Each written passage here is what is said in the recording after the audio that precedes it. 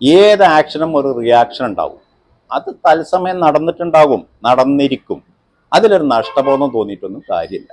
പശുവും ചത്ത് മോരിലെ പുളിയും പോയി കഴിഞ്ഞ് ഇനി ഇതിലൊക്കെ ചർച്ച ചെയ്തിട്ട് എന്താ? ബഹുമാന്യനായ പാണക്കാട് തങ്ങളുടെ വീട്ടിലേക്ക് ഒരുപാട് വാഹനങ്ങൾ അതൊക്കെ പറഞ്ഞു പോയിട്ടുണ്ട്. പക്ഷെ അവിടെ നിന്നൊക്കെ എടുത്തൊരു തീരുമാനം ഷംസുദ്ദീൻ തുടരട്ടെ എന്നാണെങ്കിൽ ഇപ്പോഴും സാധ്യത ഷംസുദ്ദീൻ ആയിരിക്കും. ഷംസുദ്ദീൻ മത്സരിക്കാനിടയായ സാഹചര്യം എന്താണോ അത് ഇന്നും മണ്ണാർക്കാട് മണ്ഡലത്തിൽ നിലനിൽക്കുക. വിജയസാധ്യതയുള്ള ഒരൊറ്റ സ്ഥാനാർത്ഥിയെ കണ്ടെത്താൻ ആ രാഷ്ട്രീയ പ്രസ്ഥാനത്തിന് കഴിയാതെ വന്ന സാഹചര്യം ഇപ്പോഴും അതാണ് സ്ഥിതി. ഒരുപക്ഷെ മന്ത്രിസ്ഥാനം ലഭിക്കാൻ പോലും അർഹതയുള്ള ഒരു വ്യക്തി എന്ന രീതിക്ക് അങ്ങനെ ഒരു മന്ത്രിസ്ഥാനം ലഭിക്കുകയാണെങ്കിൽ അത് മണ്ണാർക്കാടിന് ഗുണകരമല്ലേ? രാഷ്ട്രീയ മര്യാദ ഷംസുദ്ദീൻ കാണിച്ചിട്ടുണ്ടെങ്കിലും പല ആളുകൾക്കും അതൊന്നും കാണിക്കാൻ കഴിഞ്ഞിട്ടില്ല. CPM-ഉം CPI-യും മോശമായ പാർട്ടികളൊന്നുമല്ല. അപ്പൊ അതിശക്തമായ മത്സരം നടക്കുമ്പോൾ UDF കമ്മിറ്റി കൂടുമ്പോൾ അതിന്റെ കാര്യങ്ങളിൽ എന്തെങ്കിലും ഒരു അന്വേഷണം നടന്നാൽ കൃത്യമായി പറയാൻ. ബ്ലോക്ക് കോൺഗ്രസ് പ്രസിഡന്റിന്റെ ഈ ഒരു പ്രസ്താവനകൾക്ക് മറുപടി അദ്ദേഹം അറിയിക്കുന്നില്ല എന്നുള്ളതാണ് പറയുന്നത്. തീർച്ചയായിട്ടും അറിയിച്ചില്ല. അദ്ദേഹത്തിന്റെ സീറ്റിന്റെ കാര്യം നോക്കി നടന്നപ്പോൾ ഇതിനൊന്നും ചിന്തിക്കാൻ സമയം കിട്ടിയിട്ടുണ്ടാവില്ല. പാർട്ടി പ്രസിഡന്റായിട്ട് നിശ്ചയിക്കണം എന്നുള്ളത് കോൺഗ്രസ് പാർട്ടിയുടെ നേതൃത്വം തീരുമാനിക്കുന്ന കാര്യമാണ്. അത് ആരുടെയും കഴിവോ കാര്യങ്ങളോ നോക്കിയിട്ടൊന്നുമല്ല. ഇതിപ്പോ നാളെ സുധാകരൻ നിശ്ചയിച്ചു എന്ന് പറയുന്ന ഇത് നാളെ സുധാകരനെ അവിടുന്ന് മാറ്റിയത് സുധാകരന് കഴിവില്ലാഞ്ഞിട്ടാ. ഇതിന്റെയൊക്കെ അന്തർനാടകങ്ങളൊന്നും ചാനല് പൊതു ചർച്ചക്കൊന്നും ആക്കാൻ ഞാൻ ഉദ്ദേശിക്കുന്നത് അതൊക്കെ കോൺഗ്രസിന്റെ ആഭ്യന്തര കാര്യങ്ങളാണ്. 25 കൊല്ലം മുമ്പ് വന്ന തെരഞ്ഞെടുപ്പിനെ സംബന്ധിച്ച് അന്ന് രാഷ്ട്രീയത്തിൽ പോലും ഇല്ലാത്ത വ്യക്തിക്ക് എന്തറിവാണ് എന്നതിനെ കുറിച്ച് എനിക്കറിയില്ല. CPM-നെ സഹായിച്ചു എന്നുള്ളത് എന്ത് കണ്ടുപിടുത്താമെന്ന് എനിക്ക്. നമസ്കാരം, ദേശവാണി എഫ്എമ്മിലേക്ക് സ്വാഗതം. ദേശവാണി എഫ്എമ്മിൽ ഇന്ന് നമ്മോടൊപ്പം ഉള്ളത് DCC general secretary, Congress DCC general secretary PR സുരേഷാണ്. സാർ നമസ്കാരം. നമസ്കാരം. മണ്ണാർക്കാടിന്റെ രാഷ്ട്രീയ മണ്ഡലത്തിൽ ഒരുപാട് ചർച്ചകൾ വന്നുകൊണ്ടിരിക്കുകയാണ്. ആദ്യത്തെ ഒരു ചർച്ച എന്ന് പറയുന്നത് MLA കുറിച്ചാണ്. മണ്ണാർക്കാട് ആര് MLA ആവണം എന്നാണ് ഇപ്പൊ നിലവിൽ കോൺഗ്രസിന്റെ ഒരു താല്പര്യം? മണ്ണാർക്കാട് ജനങ്ങൾ മുഴുവൻ 15 വർഷമായിട്ട് ആഗ്രഹിച്ചത് ഷംസുദ്ദീൻ MLA ആകണമെന്നാണ്. അദ്ദേഹത്തിന്റെ പ്രവർത്തന മികവ് വെച്ച് നോക്കുമ്പോൾ ആ കാര്യത്തിൽ ഏറ്റവും അർഹനും ഷംസുദ്ദീനാണ്. പിന്നെ അത് സ്ഥാനാർത്ഥി ആരാകണം എന്ന് തീരുമാനിക്കുന്നത് അതാത് രാഷ്ട്രീയ പ്രസ്ഥാനങ്ങളാണ്. അതിൽ അഭിപ്രായം പറയുന്നത് ഒരു അനൗചിത്യമാണ്. വ്യക്തിപരമായ അഭിപ്രായങ്ങൾ മാത്രമേ അതിൽ പറയാൻ കഴിയൂ. വ്യക്തിപരമായിട്ട് പറയുകയാണെങ്കിൽ ഷംസുദ്ദീൻ ആവണം എന്നുള്ളതാണ് താല്പര്യം. ഷംസുദ്ദീൻ ആകണം എന്ന് താല്പര്യത്തിലുപരിയായി ഷംസുദ്ദീൻ്റെ കാര്യത്തിൽ ഒരു 3-4 ഘടകങ്ങളുണ്ട്. ആ ഘടകങ്ങൾ പരിശോധിക്കാതെ ഒരു രാഷ്ട്രീയ പ്രവർത്തനത്തിന് മുന്നോട്ട് പോകാൻ കഴിയില്ല. അതിൻ്റെ ഘടകങ്ങൾ എന്താണ്? 10 വർഷക്കാലം കേരളത്തിൽ നിലനിൽക്കുന്ന ഇടതുപക്ഷ സർക്കാരിൻ്റെ ഒരു ഭരണം അവസാനിപ്പിക്കുന്നതിന് വേണ്ടിയുള്ള കഠിന പ്രയത്നത്തിലാണ് കോൺഗ്രസും ലീഗും അടക്കമുള്ള UDF. അവിടെ വരുന്ന പ്രശ്നം എന്താണ്?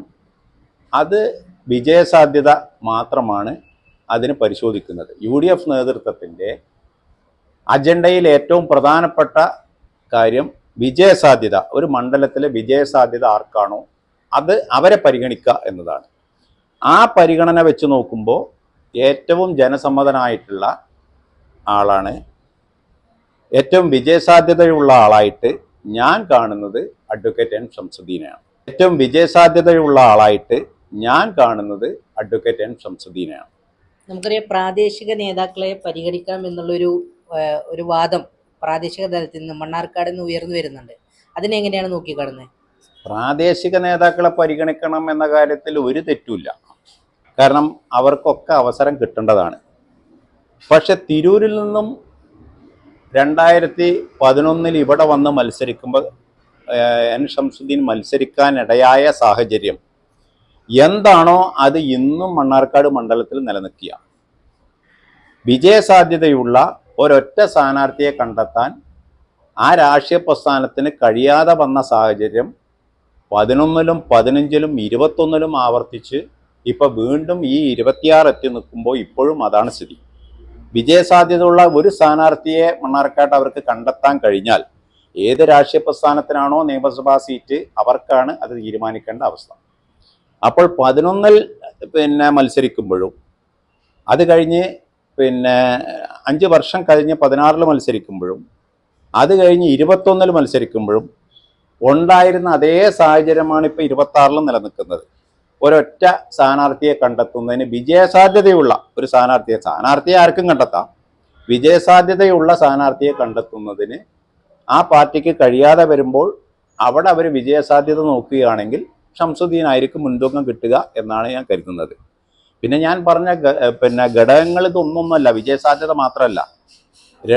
രണ്ടാമത്തെ ഒരു രാഷ്ട്രീയ പ്രവർത്തനം എന്നുള്ളിടത്തോളം ഞാൻ കണക്കാക്കുന്ന ഒരു കാര്യം, 3 ടേം ഒരു മണ്ഡലത്തിൽ മത്സരിച്ച് വിജയിച്ച ഒരു വ്യക്തി 4ാമത്തെ ടേം 100% വിജയസാധ്യതയുമായി നിലനിൽക്കുമ്പോൾ, UDFന്റെ ഭരണം കേരള സംസ്ഥാനത്ത് വരാനുള്ള രാഷ്ട്രീയ സാഹചര്യം നിലനിൽക്കുമ്പോൾ ഒരുപക്ഷെ മന്ത്രിസ്ഥാനം ലഭിക്കാൻ പോലും അർഹതയുള്ള ഒരു വ്യക്തി എന്ന രീതിക്ക്, അതിനുള്ള ക്വാളിഫിക്കേഷനൊക്കെ ഉള്ള ഒരു വ്യക്തി എന്നുള്ള രീതിക്ക് അങ്ങനെ ഒരു മന്ത്രിസ്ഥാനം ലഭിക്കുകയാണെങ്കിൽ അത് മണ്ണാർക്കാടിന് ഗുണകരമല്ലേ? അത് മണ്ണാർക്കാട്ടെ ജനങ്ങൾക്കും മണ്ണാർക്കാട്ടെ വോട്ടർമാർക്കും വളരെയധികം ഗുണം ചെയ്യുന്ന ഒരു കാര്യമായിട്ടാണ് ഞാൻ കാണുന്നത്. അതിപ്പോൾ ഒരു പുതിയ സ്ഥാനാർത്ഥി എന്നാൽ ചിലപ്പോൾ നമുക്കത് ക്ലെയിം ചെയ്യാൻ കഴിയില്ല. 4 വട്ടം ഒരു മണ്ഡലത്തിൽ പുറത്തുനിന്നും വന്ന് ജയിക്കാൻ കഴിയുക എന്ന് പറഞ്ഞാൽ ചെറിയ കാര്യമൊന്നുമല്ല.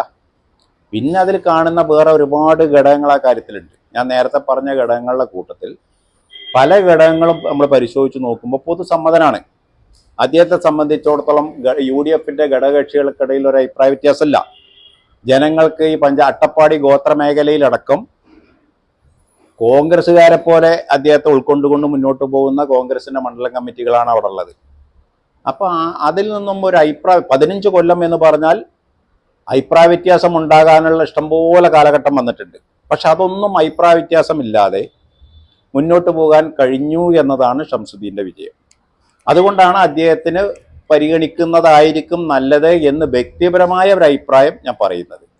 പിന്നെ അദ്ദേഹത്തിൻ്റെ ഒരു ക്വാളിറ്റി, അപ്പം അദ്ദേഹം 2011 മത്സരിക്കുമ്പോൾ അദ്ദേഹത്തിൻ്റെ MLAയുടെ ആ ലിസ്റ്റ് എടുത്ത് പരിശോധിച്ച് നോക്കിയാൽ, നിയമസഭാ രേഖകളെടുത്ത് പരിശോധിച്ച് നോക്കിയാൽ അറിയാം, അദ്ദേഹം ആദ്യമായി ഫണ്ട് വെച്ചത് 99.9% ഹൈന്ദവ ഭൂരിപക്ഷമുള്ള ഒരു പ്രദേശത്ത്, തെന്നാരി പ്രദേശത്തേക്ക്, അവിടുത്തെ തെന്നാരി പൊതു ശ്മശാനത്തിൻ്റെ വികസനത്തിന് വേണ്ടിയിട്ടാണ് 6 ലക്ഷം രൂപ അന്ന് അദ്ദേഹം വെച്ചത്. അപ്പം ഇതിലൊന്നും കക്ഷി രാഷ്ട്രീയ ഭേദമന്യേ മത സാമുദായിക പരിഗണനകളൊന്നും കൂടാതെ കൊടുക്കാൻ അദ്ദേഹത്തിന് കഴിഞ്ഞിട്ടുണ്ട് എന്നതാണ് കാര്യം.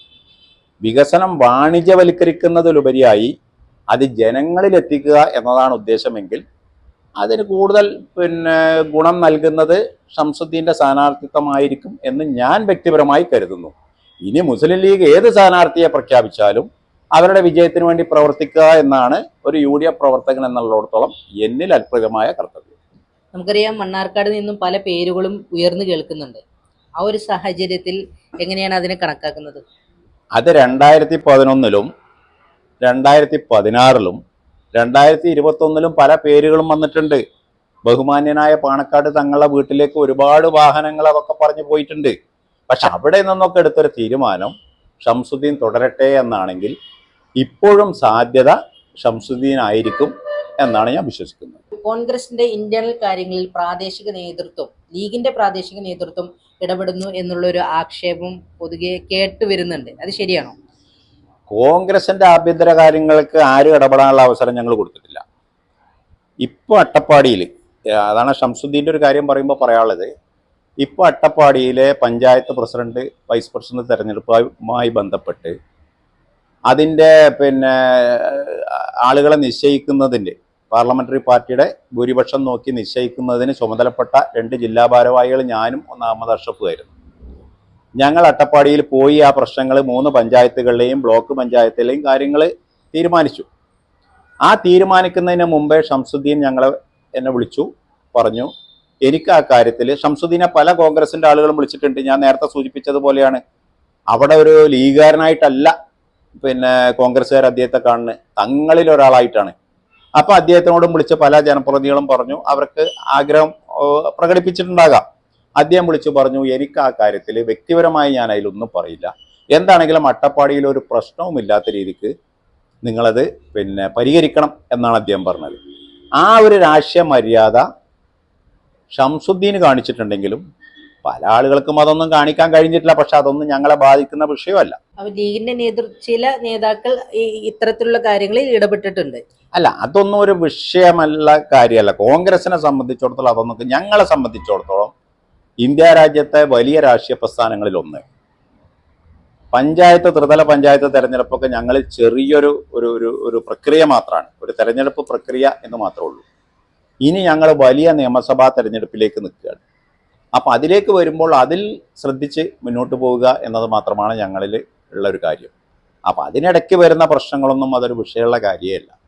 മണ്ണാർക്കാട് നഗരസഭയിൽ കോൺഗ്രസ് പാർട്ടി CPM-നെ സഹായിച്ചു എന്നുള്ള ഒരു വാദം ബ്ലോക്ക് കോൺഗ്രസ് പ്രസിഡന്റ് മുന്നോട്ട് വെച്ചിട്ടുണ്ട്. അതിനെങ്ങനെയാണ് കാണുന്നത്? CPM-നെ സഹായിച്ചു എന്നുള്ളത് എന്ത് കണ്ടുപിടുത്താമെന്ന് എനിക്ക് കോൺഗ്രസ് ഇവിടെ ഒറ്റക്കെട്ടായി നേതൃത്വം ഒറ്റക്കെട്ടായി നിന്നിരുന്നെങ്കിൽ 7 സീറ്റ് വരെ മണ്ണാർക്കാട് മുനിസിപ്പാലിറ്റിയിൽ ലഭിക്കുമായിരുന്നു എന്നുള്ളതാണ് അദ്ദേഹത്തിന്റെ വാദം. അപ്പോൾ മണ്ണാർക്കാട് മുനിസിപ്പാലിറ്റിയിൽ കോൺഗ്രസ് നേതൃത്വം ഒറ്റക്കെട്ടായി നിന്നില്ല എന്നുള്ളതാണ് അദ്ദേഹം പറഞ്ഞു വെക്കുന്നത്. ശരിയാണോ?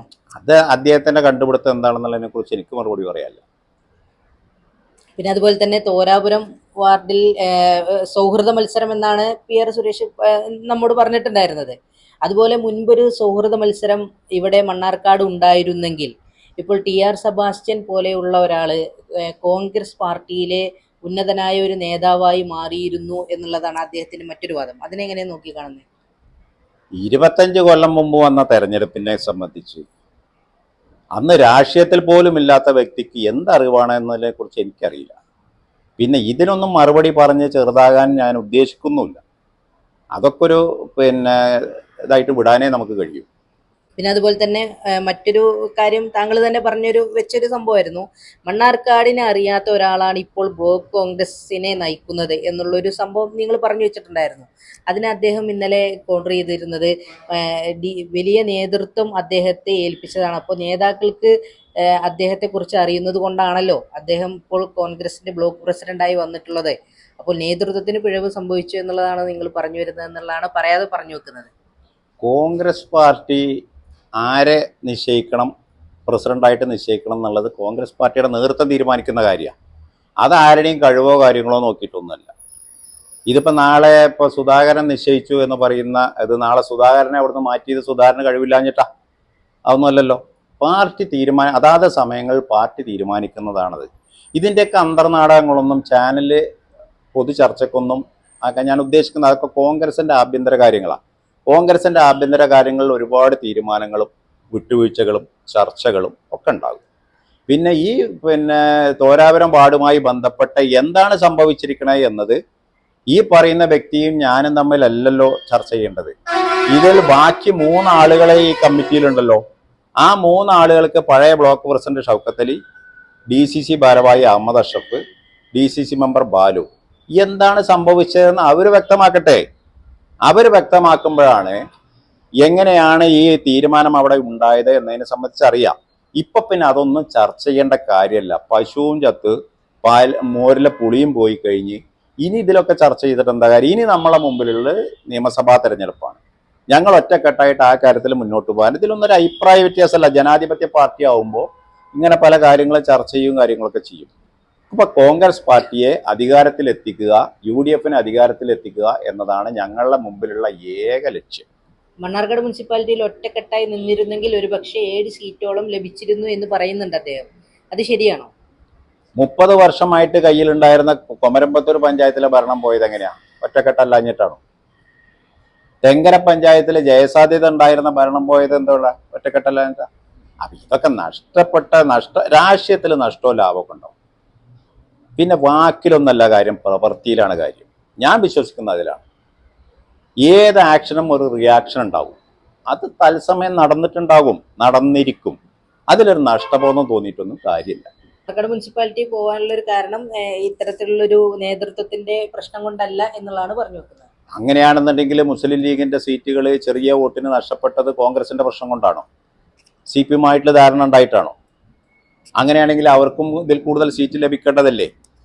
കോൺഗ്രസിന് മണ്ണാർക്കാട് മുനിസിപ്പാലിറ്റി ആയതിനു ശേഷം, പഞ്ചായത്ത് ആയതിനു ശേഷം കോൺഗ്രസിന് ഈ 3 കൂടുതൽ സീറ്റ് എന്നാ ലഭിച്ചിരിക്കുന്നത്?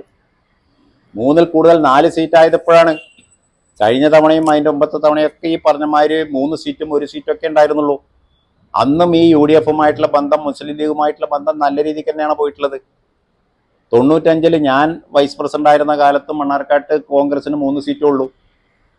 അപ്പൊ ഇത് ഒക്കെയുള്ള കാലഘട്ടത്തിനനുസരിച്ച് നമ്മളെ കുറെ ആഗ്രഹിച്ചിട്ട് കാര്യമില്ലല്ലോ. ഇത് വോട്ട് ചെയ്യേണ്ട ജനല്ലേ? ജനമാണ് തീരുമാനിക്കുന്ന. സ്ഥാനാർത്ഥിയെ അടിച്ചേൽപ്പിച്ചിട്ടൊന്നും ഒരു തെരഞ്ഞെടുപ്പിനെ ജയിക്കാൻ കഴിയില്ല. അതൊക്കെ ഇപ്പൊ അനുഭവത്തിൽ മനസ്സിലായില്ലേ? ജനങ്ങൾ വോട്ട് ചെയ്താൽ വോട്ടിന്റെ പാറ്റേൺ നോക്കി കഴിഞ്ഞാൽ അറിയുമല്ലോ ജനങ്ങളുടെ ആരുടെ ഭാഗത്താണ് വോട്ട് ചെയ്യുന്നത്, ആരെയാണ് പരിഗണിക്കുന്നത് എന്നുള്ള പാറ്റേൺ നോക്കി അറിയാം. ജനം അംഗീകരിക്കുന്നവനെ വോട്ട് കിട്ടുള്ളൂ. അപ്പൊ അതിന് നമ്മൾ എന്തെങ്കിലും ഒരു ന്യായം പറഞ്ഞിട്ടൊന്നും യാതൊരു കാര്യവും. നിങ്ങളുടെ ബ്ലോക്ക് പ്രസിഡന്റ് ഇത്തവണ മത്സരിച്ചിട്ടുണ്ടായിരുന്നു തിരുവേങ്ങുന്ന് ഡിവിഷനിൽ നിന്നും. അതുപോലെ തന്നെ നമുക്കറിയാം ബ്ലോക്കിലേക്ക് നിങ്ങൾക്ക് ഒരു സ്ഥാനാർത്ഥി ഉണ്ടായിരുന്നില്ല. അതിന്റെ രൂക്ഷമായ രൂപത്തിലാണ് നിങ്ങൾ അന്ന് വിമർശിച്ചിട്ടുണ്ടായിരുന്നത്. ആ വിമർശനത്തിൽ ഇപ്പോഴും ഉറച്ചു നിൽക്കുന്നുണ്ടോ? ആ വിമർശനം ഇനി പറയുന്നതിൽ യാതൊരു കാര്യവുമില്ല. കോൺഗ്രസിന് വലിയൊരു നഷ്ടം അതിൽ സംഭവിച്ചു. 2.5 വർഷക്കാലം ഈ ഭരണസമിതിയുടെ കാലാവധി വരെ ഇരുന്നത് കോൺഗ്രസിന്റെ പ്രസിഡന്റാണ്. 2.5 കൊല്ലക്കാലം ശ്രീമതി പ്രീത. ആ സീറ്റ്, ആ കസേരയിൽ ഇരിക്കാൻ കോൺഗ്രസിന് ആളില്ല എന്ന് വന്നാൽ അത് പ്രശ്നം തന്നെയാണ്. അതിലൊരു കൂടിയാലോചനയുടെ കുറവും ഒരു ദീർഘവീക്ഷണത്തിന്റെ കുറവും ഉണ്ടായിട്ടുണ്ട്. അതിപ്പോ 1-2 ആളിലൊന്നും ചുമത്താനൊന്നും കഴിയില്ല. ഞാനത് ജില്ലാ കമ്മിറ്റിയെ ബോധ്യപ്പെടുത്തിയതാ. എനിക്കതിന്റെ കൃത്യമായ രേഖ എന്റെ കൈവശമുണ്ട്. അദ്ദേഹം പറഞ്ഞത് നിങ്ങൾ എന്തുകൊണ്ട് നേതൃത്വത്തെ അറിയിച്ചില്ല എന്നുള്ളതാണ്. അദ്ദേഹം നേതൃത്വത്തിനെ അറിയിച്ചില്ല. അദ്ദേഹത്തിന്റെ സീറ്റിന്റെ കാര്യം നോക്കി നടന്നപ്പോൾ ഇതിനൊന്നും ചിന്തിക്കാൻ സമയം കിട്ടിയിട്ടുണ്ടാവില്ല. നേതൃത്വത്തെയൊക്കെ കൃത്യമായി അറിയിച്ചിട്ടുണ്ട്. അതുകൊണ്ടാണല്ലോ നേതൃത്വം ഈ കാര്യത്തിൽ എന്താണ് ഇങ്ങനെ സംഭവിച്ചതെന്ന് ചോദിക്കാത്തത്. നേതൃത്വത്തിനും ഈ കാര്യത്തിൽ വീഴ്ച സംഭവിച്ചിട്ടുണ്ട് എന്ന് അവർക്ക് ബോധ്യമുള്ളത് കൊണ്ടാണ് ഇത് കൃത്യമായി നമ്മൾ ഇതിന്റെ ജില്ലാ കോർ കമ്മിറ്റിയെ അറിയിച്ചിട്ടുണ്ട്. ഇവിടെ മണ്ണാർക്കാട്ട് ഇങ്ങനെ സീറ്റുകൾ വീതം വെപ്പ് നടന്നപ്പോൾ ഇതിൽ കോൺഗ്രസിന് അർഹതപ്പെട്ട SC വനിതയുടെ സീറ്റിൽ ആളില്ല, അത് പരിഗണിക്കണം എന്ന് നമ്മളെ ജില്ലാ കോർ കമ്മിറ്റിയെ ഞാൻ കൃത്യമായിട്ട് അറിയിച്ചിട്ടുണ്ട്. അല്ലെങ്കിൽ അത് ആ കാര്യത്തിൽ അവർക്ക് നടപടി സ്വീകരിക്കാലോ. ഈ പറയുന്ന ആളുകളൊക്കെ പേരിൽ ഞങ്ങൾക്കിപ്പോൾ അത് അറിയിക്കാനല്ലേ കഴിയുള്ളൂ കോർ കമ്മിറ്റിക്ക്. അപ്പൊ അതിലൊന്നൊരു കാര്യമുള്ള കേസല്ല. ഇനിയിപ്പോൾ അതൊക്കെ കഴിഞ്ഞു പോയ കാര്യമാണ്. അതിപ്പോ കോട്ടപ്പാടത്ത് സംഭവിച്ചില്ലേ? മുസ്ലിം ലീഗിന് മൊത്തത്തിൽ 24-20 സീറ്റും കിട്ടിയിട്ട് UDF അധികാരത്തിൽ വന്നപ്പോൾ അവിടെ മുസ്ലിം ലീഗിന് SC സ്ഥാനാർത്ഥി ഇല്ലാത്തത് കൊണ്ട് കോൺഗ്രസിന്റെ സ്ഥാനാർത്ഥി, അതൊക്കെ രാഷ്ട്രീയത്തിൽ സംഭവിക്കുന്ന കാര്യം. അതിലൊന്നും വലിയൊരു വിഷയമുള്ള കേസല്ല. അതൊന്നും ആരുടെ അപാകതയായിട്ട് പറയാനൊന്നും കഴിയില്ല. അതിപ്പോ ബ്ലോക്ക് പ്രസിഡന്റ് കുറ്റമാണോ അല്ലെങ്കിൽ കോർ കമ്മിറ്റിയുടെ കുറ്റമാണോ ജില്ലാ കോർ കമ്മിറ്റിയുടെ കുറ്റമാണോന്നും ഇനി പറയുന്നതിൽ കാര്യമൊന്നുമില്ല. അതൊക്കെ സംഭവിച്ചു പോയി രാഷ്ട്രീയത്തിൽ. ഇപ്പൊ തെങ്കരയില് 6 സീറ്റുള്ള CPM-ന് പ്രസിഡന്റ് ആകാൻ കഴിയില്ല, വനിതയില്ല. 2 സീറ്റുള്ള CPI-ക്കാണ് അവിടെ പ്രസിഡന്റ് സ്ഥാനം. അപ്പൊ ഇതൊക്കെ രാഷ്ട്രീയത്തിൽ സംഭവിക്കുന്ന കാര്യങ്ങളാണ്. അതിലൊന്നും ഒരു വലിയൊരു പ്രസക്തിയുണ്ട്. അതുപോലെയല്ലേ സ്ഥാനാർത്ഥിയെ പോലും നിർത്തിയില്ല എന്നുള്ളതാണ്. അല്ല, സ്ഥാനാർത്ഥിയെ നിർത്താത്തതിലൊരു വീഴ്ച തന്നെയാണ്. ആ കാര്യത്തിൽ സംശയമൊന്നുമില്ല. ആ വീഴ്ച UDF-ന്റെ ജില്ലാ കൺവീനർ വന്നപ്പോൾ അത് പരിശോധിക്കുന്നതാണ് പറഞ്ഞത്. അവരിനി പരിശോധിക്കട്ടെ. പരിശോധിക്കുമ്പോഴാണല്ലോ ഞങ്ങളിത് ജില്ലാ കമ്മിറ്റിയെ അറിയിച്ചിട്ടുണ്ടോ എന്ന് ഞങ്ങൾക്ക് തെളിയിക്കാൻ കഴിയാം. ഇതിന്റെ എന്താണ് സംഭവിച്ചതെന്ന് അവർ പരിശോധിക്കുകയാണെങ്കിൽ കൃത്യമായ മറുപടി കൊടുക്കാനുള്ള രേഖാമൂലമായിട്ടുള്ള എല്ലാ സംഗതികളും എൻ്റെ കൈവശമുണ്ട്. കാരണം ജില്ലാ കോർ കമ്മിറ്റിയെ അറിയിച്ചതിന്റെ രേഖകൾ എൻ്റെ കൈവശമുണ്ട്. ഇനിയിപ്പോൾ ഇതൊന്നും ഒരു ചർച്ചയ്ക്ക് വെക്കാൻ നമ്മൾ ഉദ്ദേശിക്കുന്നില്ല. കാരണം നമ്മുടെ മുമ്പിൽ ഞാൻ നേരത്തെ പറഞ്ഞ അസംബ്ലി തെരഞ്ഞെടുപ്പാണ്. അതായത് ബ്ലോക്ക് കോൺഗ്രസ് പ്രസിഡന്റിന്റെ ഈ ഒരു പ്രസ്താവനകൾക്ക് മറുപടി അദ്ദേഹം അറിയിക്കുന്നില്ല എന്നുള്ളതാണ് പറയുന്നത്. തീർച്ചയായിട്ടും അതിന് ഇപ്പൊ മറുപടി പറയേണ്ട സാഹചര്യമല്ല. അതുകൊണ്ട് അത് മറുപടി പറയാൻ ഞാൻ ഉദ്ദേശിക്കുന്നില്ല. CPI-യുടെ സ്ഥാനാർത്ഥികളുടെ ചർച്ച ഇപ്പോൾ പുരോഗമിച്ചുകൊണ്ടിരിക്കുകയാണ്. അപ്പൊ നിങ്ങൾ എങ്ങനെയാണ് അതിനെ കാണുന്നത്? എങ്ങനെയാണ്? അല്ല, CPI-യുടെ സ്ഥാനാർത്ഥികളെ സംബന്ധിച്ചിടത്തോളം നമ്മൾ അഭിപ്രായം പറയുന്നതിൽ ശരിയല്ല. ഇതിനു മുമ്പ് CPI-യുടെ ഇവിടെ വിജയിച്ച ജനപ്രതിനിധികൾ ആരും മോശക്കാരായിരുന്നില്ല. മത്സരിച്ച ആളുകളും മോശക്കാരൊന്നുമല്ല. അതൊക്കെ രാഷ്ട്രീയ വോട്ടാണ്. ആ രാഷ്ട്രീയ വോട്ട് വരുമ്പോൾ ഇനിയിപ്പോൾ CPI ഇപ്പൊ കണ്ടെത്തുന്ന സ്ഥാനാർത്ഥികളും മോശക്കാരൊന്നും ആവില്ല. നല്ല മത്സരം ഉണ്ടാവും ഇവിടെ. മണ്ണാർക്കാടൊന്നും മത്സരത്തിന് മോശമൊന്നും വരില്ല. കാരണം കമ്മ്യൂണിസ്റ്റ് പാർട്ടികൾ മോശമൊന്നുമല്ല, CPM-ഉം CPI-യും മോശമായ പാർട്ടികളൊന്നുമല്ല. അപ്പൊ അതിശക്തമായ മത്സരം നടക്കുമ്പോൾ അവിടെയാണ് UDF-ന്റെ സ്ഥാനാർത്ഥിത്വത്തിൽ ഒരു ദൗർബല്യം വരാൻ പാടില്ല എന്നതുകൊണ്ടാണ് വിജയസാധ്യത മുൻനിർത്തിയിട്ടുള്ള സ്ഥാനാർത്ഥിയെ വേണം എന്ന് നമ്മൾ ഉദ്ദേശിക്കുന്നത്. അതിനുവേണ്ടി നിങ്ങൾ മേൽ കമ്മിറ്റി അറിയിക്കാൻ സാധ്യതയുണ്ടോ? അല്ല, ഞങ്ങളോട് ചോദിച്ചാൽ ലീഗിന്റെ സ്ഥാനാർത്ഥി ആരാകണം എന്ന് പറയണമെന്ന് ഒരു അനൗചിത്യാണ്. അപ്പോൾ അത് വിജയസാധ്യതയുടെ കാര്യത്തിൽ പരിശോധിച്ചാൽ UDF കമ്മിറ്റി കൂടുമ്പോൾ അതിൻ്റെ കാര്യങ്ങളിൽ എന്തെങ്കിലും ഒരു അന്വേഷണം നടന്നാൽ കൃത്യമായി പറയാൻ, ഇതൊക്കെ അന്വേഷിക്കാനുള്ള സംവിധാനം മുസ്ലിം ലീഗിന് തന്നെ ഉണ്ട്. അപ്പോൾ അത് അവർ വ്യക്തമായി ചെയ്യുമെന്നാണ് നമ്മൾ പ്രതീക്ഷിക്കുന്നത്.